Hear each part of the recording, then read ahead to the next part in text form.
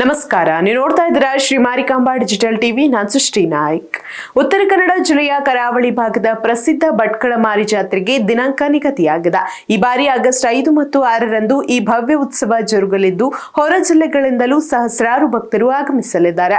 ಹಾಗಾದ್ರೆ ಈ ಜಾತ್ರೆಯ ಧಾರ್ಮಿಕ ಹಿನ್ನೆಲೆ ಏನು, ಯಾವೆಲ್ಲ ಕಾರ್ಯಕ್ರಮಗಳು ನಡೆಯಲಿವೆ, ನೋಡೋಣ ಈ ವಿಶೇಷ ವರದಿಯಲ್ಲಿ.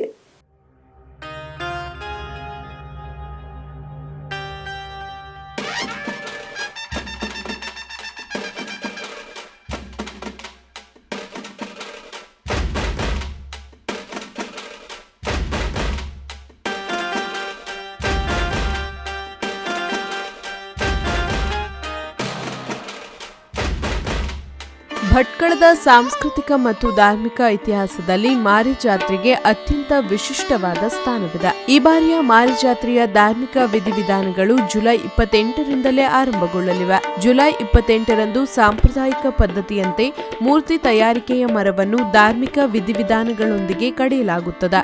ಅಂದಿನಿಂದ ಜುಲೈ 31ರವರೆಗೆ ಅದೇ ಜಾಗದಲ್ಲಿ ಶ್ರೀದೇವಿಯ ಪೂರ್ವಬಿಂಬ ರೂಪವನ್ನು ಕೆತ್ತನೆ ಮಾಡಲಾಗುತ್ತದೆ. ಬಳಿಕ ಅಂದೇ ಮಾರಿಯ ತವರು ಮನೆ ಎಂದೇ ಕರೆಯಲ್ಪಡುವ ಮಣ್ಕುಳಿಯ ಮಾರಿ ಗದ್ದುಗೆಗೆ ಈ ಬಿಂಬವನ್ನು ತರಲಾಗುತ್ತದೆ. ಅಲ್ಲಿಂದ ಆಗಸ್ಟ್ 4ರವರೆಗೆ ದೇವಿಯ ಮೂರ್ತಿಯನ್ನು ಸಂಪೂರ್ಣವಾಗಿ ಕೆತ್ತನೆ ಮಾಡಿ ಪೂರ್ಣಗೊಳಿಸಲಾಗುತ್ತದೆ. ಆಗಸ್ಟ್ 4ರ ಮಂಗಳವಾರ ಸಾಯಂಕಾಲ ಪೂರ್ಣಗೊಂಡ ಶ್ರೀದೇವಿಯ ಮೂರ್ತಿಗೆ ಶಾಸ್ತ್ರೋಕ್ತವಾಗಿ ಬಣ್ಣ ಬಳಿದು ಬಳೆ, ಬೆಳ್ಳಿ ಹಾಗೂ ಬಂಗಾರದ ಅಪೂರ್ವ ಆಭರಣಗಳನ್ನು ತೊಡಿಸಿ ಸಿಂಗರಿಸಲಾಗುತ್ತದೆ. ಅಂದು ರಾತ್ರಿ ಮಾರಿ ಮನೆಯ ಮುಖ್ಯಸ್ಥರು ಹಾಗೂ ಊರಿನ ಪ್ರಮುಖರಿಂದ ಪ್ರಥಮ ಪೂಜೆ ನೆರವೇರಲಿದೆ. ಇನ್ನು ಜಾತ್ರೆಯ ಪ್ರಮುಖ ದಿನವಾದ ಆಗಸ್ಟ್ 5ರ ಬುಧವಾರ ಮುಂಜಾನೆ 4 ಗಂಟೆಗೆ ಸರಿಯಾಗಿ ಶ್ರೀದೇವಿಯ ಭವ್ಯ ಮೂರ್ತಿಯನ್ನು ಹೊತ್ತುಕೊಂಡು ಮೆರವಣಿಗೆಯ ಮೂಲಕ ತಂದು ಮಾರಿಗುಡಿಯಲ್ಲಿ ಪ್ರತಿಷ್ಠಾಪಿಸಲಾಗುತ್ತದೆ. 2 ದಿನಗಳ ಕಾಲ ನಡೆಯುವ ಈ ಐತಿಹಾಸಿಕ ಜಾತ್ರೆಯಲ್ಲಿ ಮೊದಲನೇ ದಿನ ಪರ ಊರಿನ ಭಕ್ತರು ದೇವಿಗೆ ನಡೆದುಕೊಂಡರೆ, 2ನೇ ದಿನವಾದ ಗುರುವಾರ ಸ್ಥಳೀಯರು ಸೇವೆ ಸಲ್ಲಿಸುವುದು ಅಲ್ಲಿನ ಶತಮಾನಗಳ ಇತಿಹಾಸದ ಪ್ರತೀತಿಯಾಗಿದೆ.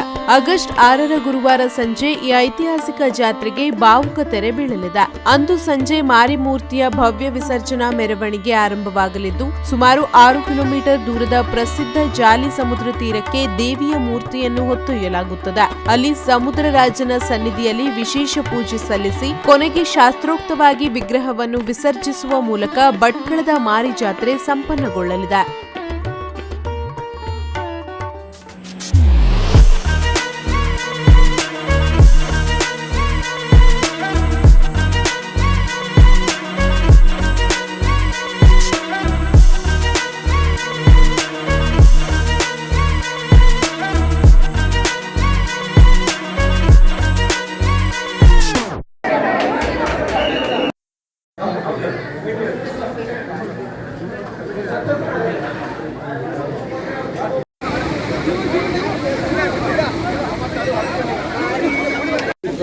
ದಯವಿಟ್ಟು ಸೈಡ್ ಇರಿ.